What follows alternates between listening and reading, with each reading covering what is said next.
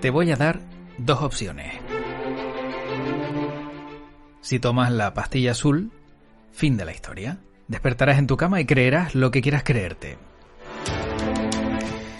Pero si tomas la pastilla roja, te quedarás en el país de las maravillas y te enseñaré hasta dónde llega la madriguera de conejos. Ahora de ti depende tomar la pastilla azul o tomar la pastilla roja para conocer la nueva película de Matrix. Porque es lo que vamos a hablar Manu Díaz y yo en este siguiente podcast.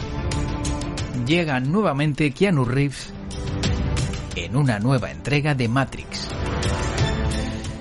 Y seguro nos dejará boquiabiertos como en su momento ocurrió cuando ya vimos hace muchos años y alguna que otra década a Neo y a Trinity.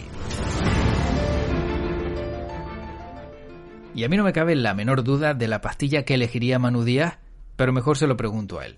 Manu, ¿qué tal? ¿Cómo estás? Hola, ¿qué tal? Pues muy bien, hombre. Hay que apostar todo al rojo. Todo al rojo. Y a saber la verdad de lo que hay detrás de toda esta historia, ¿verdad? Por supuesto. Aquí la verdad por delante. No, Matrix tiene muchos recovecos, muchas cosas que contar. Y desde luego vamos a intentar ir a por todas. ¿Tú te imaginas, Manu, que en algún momento Keanu Reeves, como Neo, se sienta delante de Morfeo y le dice: si coges la pastilla azul, la historia termina; si tomas la roja, sabrás más sobre todo esto? Y coge la azul. Se acaba la película, claro. Bueno, de hecho le preguntaron a las Wachowski, le preguntaron y ellas dijeron que ellas seguramente hubiesen cogido la pastilla azul. ¿Ah, sí? Sí. Bueno, que ellas tienen como un lado así un poquito más cobardón y que seguramente hubiesen cogido la pastilla azul. Se hubiesen quedado con lo que hay. Yo no quiero saber nada de este asunto, prefiero estar aquí cómodamente. Lo que bueno, digamos un comentario en una entrevista, pero teniendo en cuenta su trayectoria tanto profesional como personal, todos sabemos que cogieron la pastilla roja. Claro. Hombre, hay muchas personas también, Manu, que prefieren vivir en la ignorancia antes de saber realmente lo que ocurre. No vaya a ser que eso te saque de tu zona de confort y sea peor, ¿no? Sí, es curioso porque fíjate, con Matrix es una película que se estrenó en 1999, ya más de 20 años, y a día de hoy el concepto de pastilla roja y pastilla azul cada vez está más en boga, porque tanto de un lado como de otro, aquellos que proclaman tener la verdad, pues tientan a los otros diciéndole qué pastilla prefieren. Claro, es que yo creo que eso marcó muchísimo, porque no es lo mismo que te digan tómate esta pastilla para que flipes en colores o para que sepas la verdad, a que te den la opción. Y eso yo creo que, sobre todo al principio de la película, es tan relevante que te deja un poco desubicado. Pero Matrix la conocemos como la original. Luego, si no me equivoco, corrígeme si lo hago, fue Matrix Reloaded, Matrix Revolution y ahora, de repente, Matrix Resurrection. O sea que estamos hablando no de una trilogía, sino de una cuatrilogía. Sí, hombre, hay elementos intermedios, porque entre Matrix y Matrix Reloaded había una cosa que se llamaba Animatrix, que eran pequeñas historias de animación que las Wachowski encargaron a diferentes estudios de anime japonés, y ahí hay algunos guiños, algunos elementos de historia que después va a afectar a las películas. Y también había un videojuego que también, digamos, como utilizando la terminología actual, el videojuego también era canon, es decir, también formaba parte del conjunto de la historia. Lo que pasa es que obviamente, pues previendo que no todo el mundo iba a ver Animatrix o no todo el mundo iba a jugar al videojuego, pues lo plantearon de tal manera que pudieras ver las películas y enterarte de la historia, pero que si coges el pack completo, tienes un espectro más amplio de todo digamos, la construcción de Matrix. Bueno, yo no sé si tú crees que a día de hoy hay muchas personas que no han visto siquiera la primera. Hablamos de esa película que en algunos casos quizás verla en una segunda ocasión te da a entender un poco más realmente lo que hay detrás de todo ello. Bueno, es muy probable que haya mucha gente que no la haya Ujú. visto. Creo más improbable que haya gente que no sepa qué película es o que no sepa reconocer algunas de sus secuencias más emblemáticas. El Bullet Time, que ese efecto innovador que que la película introdujo, con ese movimiento alrededor del personaje en cámara lenta, mientras esquivaba las balas. Eso yo creo que es algo que se ha repetido tantas veces, se ha reutilizado en tantas series de televisión, en tantas películas, que es como no reconocer el símbolo del smile hoy en día. Es Ujú. un icono ya de nuestra cultura. ¿Y crees que la película sin esa escena habría perdido peso o no habría sido tan interesante? Porque claro, al final llama muchísimo la atención, se convierte en viral de la época, vamos a decirlo así, una imagen, porque salía prácticamente en cualquier vídeo y muchos la imitaban. Y esto hizo que a lo mejor para algunos ganara mucho interés la película, aparte, insisto, de todo el contenido y demás.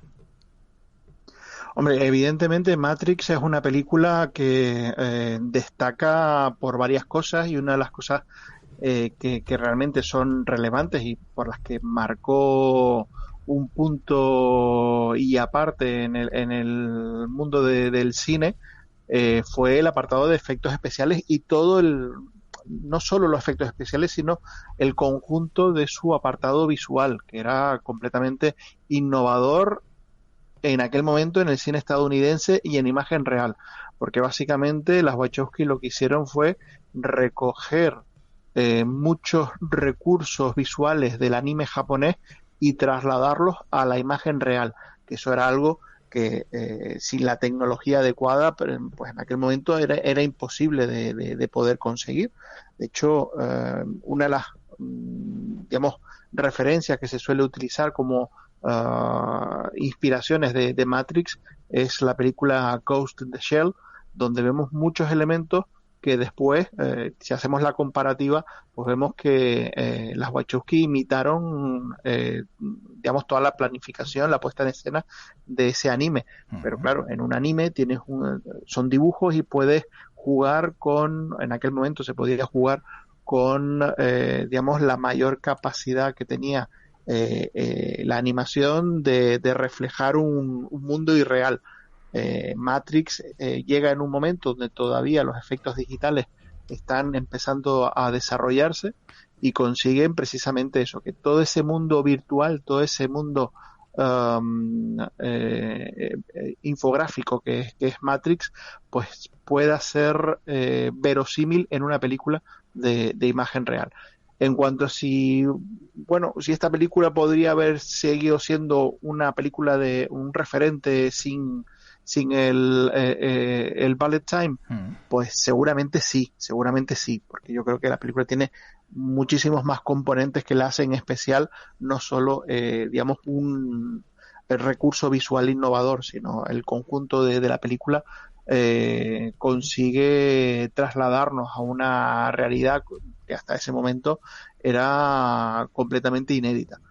Pero bueno, evidentemente cada granito de arena suma. Además, fíjate, Manu, que es curioso porque la película, bien lo indicabas, han pasado más de 20 años, pero esos efectos no son como en otras películas efectos que se noten desfasados, ni mucho menos. Se ven perfectamente efectos bien elaborados y que tras 2 décadas, más de 2 décadas, son efectos que siguen llamando la atención poderosamente. Sí, porque al final, realmente, evidentemente Matrix es una película que tiene muchos efectos digitales, eso es innegable, pero muchos de los elementos que nos llaman la atención y que son realmente llamativos a nivel visual, no son efectos digitales, son efectos prácticos. Y los efectos prácticos, ah, digamos que no envejecen a la misma velocidad que los efectos digitales. De los efectos digitales, en un momento como 1999, ahora que estamos acabando el 2021, pues desde luego no podemos evitar notar un salto en lo que se refiere al desarrollo de esta tecnología. Pero los efectos prácticos no, los efectos prácticos están ahí. Y por ejemplo, el bullet time al final realmente no es tanto un efecto digital, eh, porque realmente no es una imagen generada por ordenador. Es una sucesión de fotografías que ellos crearon, una especie de cinturón de cámaras que sacaban instantáneas del mismo momento, por lo que se tenía una imagen de 360 grados del actor, en este caso Keanu Reeves, realizando la acción. Y todo eso, después se utilizaron todas esas instantáneas para generar el efecto bullet time. Pero en sí, es verdad que las cámaras eran cámaras digitales, pero no es un efecto digital, es un efecto de composición de imagen. Bueno, en todo caso, sería entonces una prueba como los primeros cinematógrafos, ¿no? El zoótropo, el efecto Mullbridge, claro, todo eso de darle muchas cámaras para obtener al final un movimiento, lo hicieron de una manera mucho más, voy a decirlo así, bestia, y con ello conseguir ese gran efecto que, como dices tú, al final, pues, bueno, permanece. Pero Manu, la historia, no sé, desde tu punto de vista, si crees que se intentó dar demasiado o rizar demasiado el rizo una vez que ya entrábamos en la segunda, en Reloaded, y una vez que ya entrábamos en Revolution era como ¿qué ponemos aquí y qué más hacemos para que la siga siendo atractivo, ¿no? Este entorno Matrix. Bueno, partimos del hecho de que en sí, obviamente Matrix no es la primera película que habla de la realidad virtual en el cine y tampoco en otros medios. Precisamente, poco antes del estreno de Matrix, otro director, David Cronenberg, había estrenado una película que se llamaba Existence y que también trataba de personajes que se desenvuelven en un medio virtual, en un videojuego, y que tienen pues que seguir una serie de estructuras prefijadas por el propio juego, y también jugaba digamos a esa digamos ese engaño existencial de qué es real y qué es virtual. Lo que pasa es que bueno, Cronenberg lo hizo desde una mirada digamos más autoral y digamos con quizás en este sentido más dirigida a un público muy específico, más minoritario, mientras que las Wachowski lo que hicieron fue crear una película comercial de acción, tomando como referencia la ciencia ficción, el anime japonés, las películas de Kung Fu, e hicieron un envoltorio muy comercial para trasladar un concepto bastante complejo. Es verdad que en la primera los productores, a medida que iban realizando la película, sí le pidieron que fueran cambiando algunos aspectos del guión o fueran desarrollando algunos aspectos que quedaban demasiado crípticos, y después ya, después del éxito de Matrix, con Reloaded y Revolution, pues ahí ya tuvieron carta blanca. Entonces, digamos que no se les podía obligar a hacer, digamos, una apreciación un poquito más ligera, más abierta a un entendimiento general. En cualquier caso, en mi opinión, yo creo que en Matrix se tenía que haber quedado en la primera. Solo, ¿verdad? Yo creo que es una película que incluso yo la cerraría en el momento en el que Neo cuelga el teléfono en la cabina y me hubiese ahorrado el plano en el que sale volando. Sí, te lo iba a decir. Con eso. Sí, exacto. Sí. Es que me acuerdo perfectamente porque dije, vale, ahora vuela y ya ahora se convierte en un nuevo Superman. Claro, no, yo comparto contigo justo eso. Teléfono, otra vez la imagen del final, lo que tú quieras, pero ya que sale volando es como... Uy, y bueno, y luego ya sumarle, sí es cierto que es estirar mucho el chicle. Sí, aún así, todo hay que decirlo. O sea, es verdad que tanto Reloaded como Revolution son dos películas descompensadas, son dos películas que tienen aspectos que casi a veces cae en la vergüenza ajena, pero al mismo tiempo son dos películas que tienen muchos elementos a rescatar, tanto a nivel argumental pero sobre todo yo creo que a nivel visual son dos películas donde las Wachowski siguieron esforzándose en que la película siguiera siendo un buque cortahielo que fuera abriendo nuevas perspectivas, nuevos caminos a nivel visual para el cine. Lo que sucede es que, claro, también es verdad que ya no contaban con el factor sorpresa que sí tuvo la primera entrega. Luego ya, como decíamos, pues bastante acción. En la segunda, quizá la tercera empieza a revolverse todo, es como mucho más opaca, no sé si cabe el término. Para ti, de las tres, aparte de la primera, ¿cuál crees que, no sé, que a lo mejor sí serviría mantenerla? ¿Habrías eliminado la última parte? ¿Habrías prescindido de la segunda? Aunque, claro, lógicamente las conexiones son normales, ¿no? Entre una y otra tiene que existir una para que exista la otra, pero ¿cuál crees tú que a lo mejor habría sobrado ya al completo?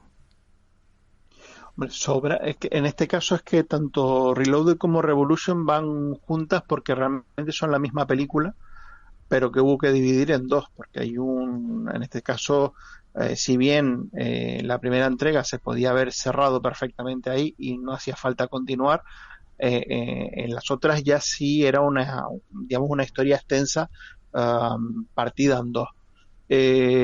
A mí particularmente me parece que a nivel general Revolution es la que es más compensada, pero al mismo tiempo, si bien Reloaded es la que tiene digamos, las caídas más flagrantes, también tiene los picos altos más sorprendentes. Yo creo que hay secuencias realmente espectaculares en Reloaded y que en ningún momento Revolution consigue superar los mejores momentos de Reloaded, pero tampoco tiene, digamos, la descompensación que tenía la otra. Así que bueno, es cuestión también un poco de qué es lo que prefiere cada uno. Quizás Reloaded también es una película que se acerca más a la primera, mientras que Revolution ya directamente se sumerge en otro tipo de cine. Ya esa batalla final con el agente Smith, pues bueno, anticipa también incluso lo que están haciendo ahora las películas de superhéroes. De hecho, si cogemos toda la batalla final de El Hombre de Acero de Zack Snyder, básicamente es el enfrentamiento de Neo y Agente Smith en Matrix Revolutions. O sea que siguen siendo películas que a día de hoy, incluso las secuelas, tienen un peso muy específico a nivel de influencia en el cine que vino posteriormente. Pero eso, también lo que decíamos antes, no son películas que lleguen a contar con, digamos, el impacto, la relevancia que tuvo la primera entrega. Bueno, Manu, y si tuvieras que elegir un actor de todos en la saga, en la trilogía, sin hablar ya de esta última entrega, ¿cuál te parece más importante? Aparte de Neo, lógicamente, porque gira toda la historia en torno a él, pero no sé, a mí me huele que ya sé que me vas a responder. Bueno, a ver, toda la historia gira en torno a Neo. O sea, evidentemente Neo es el personaje más importante de la trama, eh, pero hay dos actores que superan con creces. Bueno, vamos a ver, todos los actores superan con creces a Keanu Reeves, que es un actor bastante limitado. Sí, es muy lineal, es muy lineal. Con mucha carisma, Sí, eso no sí. se le puede negar, con mucha presencia, que se involucra mucho en el papel, que lo dio todo, eso no se le puede negar, pero es un actor muy hierático. Y claro, frente a Carrie Ann Moss, frente a Laurence Fishburne, pues evidentemente se queda muy, muy, muy corto. Pero claro, si nos tenemos que quedar con uno, una película vale tanto como vale su villano, y el agente Smith es uno de los mejores villanos que nos ha dado el cine moderno. Efectivamente, es que sabía que ibas a tirar por ahí. Es que por eso decía yo, digo, bueno, te hago la pregunta, pero ya sé la respuesta. Y es que es verdad, o sea, un mal villano no habría servido para nada. Y tampoco a lo mejor la película habría tenido el tirón que tuvo por la otra posibilidad que ya hablamos en algún podcast, de que no tuviera a dos principales protagonistas que son los que hicieron finalmente la película, ¿no? Porque se habló de Will Smith para el papel de Neo y de Val Kilmer para el papel de Morfeo. Efectivamente, bueno, bueno, el papel de Morfeo se habló también de Russell Crowe, Ujú. de Sean Connery, de Samuel L. Jackson, y yo creo que ya de Samuel L. Jackson, cuando Samuel L. Jackson les dijo que no, ya saltaron a Lawrence Fishburne. Claro.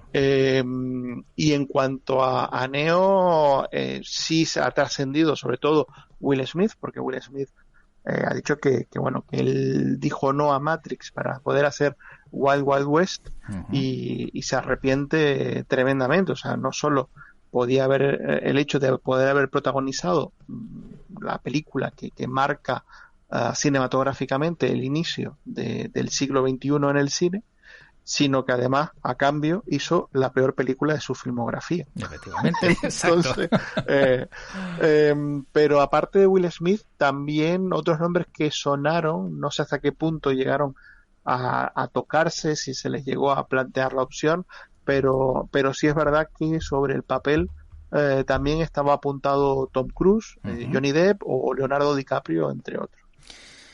Bueno, por fortuna fueron los que fueron, y yo creo que por eso estamos hablando hoy de ello, ¿no, Manu?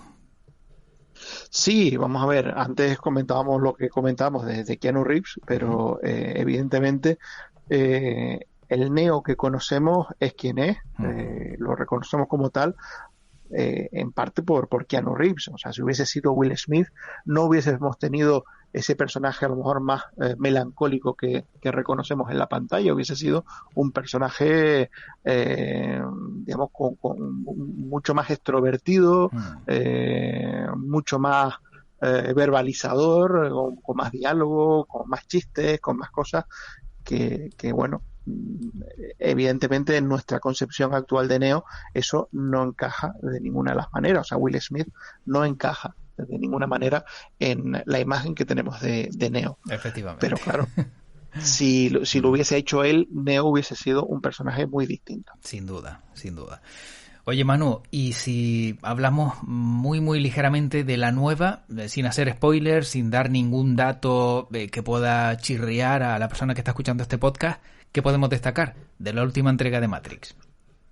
Bueno, la nueva entrega yo creo que apunta más a que ya se veía algunas cosas en las tres primeras entregas, pero yo creo que las Wachowski, o en este caso Lana Wachowski, que es la que dirige en solitario la cuarta entrega, sigue desarrollando algunos conceptos que han tratado en sus películas anteriores, no solo en las películas de Matrix, sino por ejemplo también en El Atlas de las Nubes o en la serie de televisión de Sense8, que es eh, digamos, una conexión metafísica que une a determinadas personas y yo creo que forma parte de su filosofía de lo que es la existencia.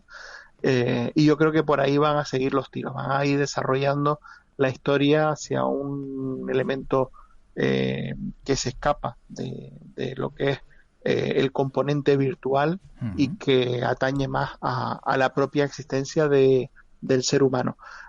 Lo que se ve en las imágenes es una película visualmente espectacular, con muchos efectos especiales, que, digamos, traduce algunos de los elementos icónicos de la cinta original a la actualidad, a los medios actuales, eh, pero bueno, yo espero que sea una entrega también que abra nuevas puertas y que no sea un regresar a Matrix por regresar a Matrix y por volver a tener un éxito de taquilla, algo que también hacía tiempo que las Wachowski pues no han tenido.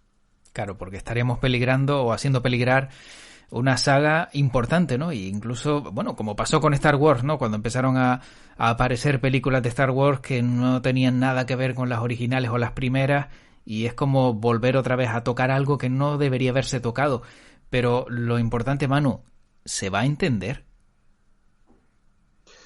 Se va a entender, sí, yo creo que sí. Va a ser una Vale, película compleja, va a ser vale. una película compleja, eso no Ujú. se va a poder, no te voy a decir que no, porque si no dejaría de ser Matrix, Claro. pero sí se va a entender porque tienen que asegurarse que la película funcione. Bueno. Lo importante es que hay algo nuevo sobre algo que nos gusta, y después de 2 décadas vamos a ver si realmente la espera ha valido la pena o nos vamos a llevar un chasco. Eso sí, ya yo te lo comenté en su momento, quizá la imagen otra vez de ese Neo muy a lo... su último papel de Keanu Reeves, a lo John Wick. A lo John Wick, yo no sé, debería a lo mejor haber buscado una alternativa, como si se pone trenzas. Pero es algo que la pandemia nos ha robado, porque todo estaba planeado para que las 2 películas, Matrix 4 y John Wick 4, se estrenaran casi simultáneamente, porque se iban a rodar de tal manera y que las fechas de estreno iban a ser coincidentes. Lo que pasa es que, bueno, llegó la pandemia y desestabilizó las fechas de rodaje y entonces, pues al final Matrix Resurrection nos ha llegado tarde y John Wick 4 nos va a llegar aún más tarde de lo que estaba previsto. Pero hubiesen coincidido y a lo mejor hubiese sido una oportunidad estupenda para hacer un mashup y poner un Neo versus John Wick. Y ver cómo los dos actúan de la misma manera, ¿verdad? Pero uno puede hacer cosas con un lápiz que el otro no. También es verdad, ¿eh? También es verdad. El otro utiliza cuchara que no hay cuchara. Sin duda. Bueno, Manu, no sé si quieres apuntar algo más de este entorno Matrix, de este lugar donde nos hemos metido en este podcast para cerrarlo, pero yo sí tengo que decir que recuerdo que la vi en el cine, la 1, hace, como bien dijimos antes, más de 2 décadas y me costó entenderla. Una vez que ya llegó la película nuevamente ya a los videoclubs, a las salas donde se podía alquilar y ver en plataformas digitales, ya la pillé un poquito más, pero de entrada me costó lo mío, ¿eh? Bueno, yo tengo que decir que yo venía de jugar mucho a los videojuegos. Uh-huh. Y lo que sí me encontré fue muchas experiencias compartidas, de muchos elementos que sucedían, que decía, esto, y saber de dónde venía. Pero bueno, es las experiencias que tiene cada uno. Bueno, Manu, pues vamos a ver qué nos deja esta nueva entrega. Probablemente, seguro, también se hablará mucho de ella, pero lo importante es que tuvimos un principio, un intermedio, con un final no muy allá, y esperemos que este plus pues no nos desanime. Manu, como siempre, gracias por este ratito. Hemos salido de Matrix. Ahora volvemos a nuestra vida normal. No nos queda otra, salir de este podcast y claro, pues, ¿qué quieres que te diga? Que tu podcast te acompañe, ¿verdad? Pues larga y próspera vida al podcast. Pues gracias, Manu. Cuídate. Un abrazo. Un abrazo, te ruego.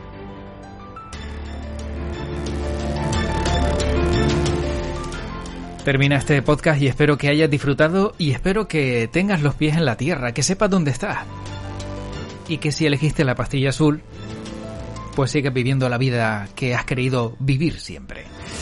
Sin embargo, si has elegido la pastilla roja, has escuchado este podcast al completo y ya sabes un poquito más de la nueva película de Matrix. Como siempre, gracias a Manu Díaz, crítico y experto en cine, que ha estado compartiendo este ratito conmigo, con José Luis Martín y contigo, que te has quedado al otro lado escuchando también este contenido de World Media Podcast. Como siempre, lo único que me queda decirte es que te deseo lo mejor y además también te deseo que tu podcast te acompañe.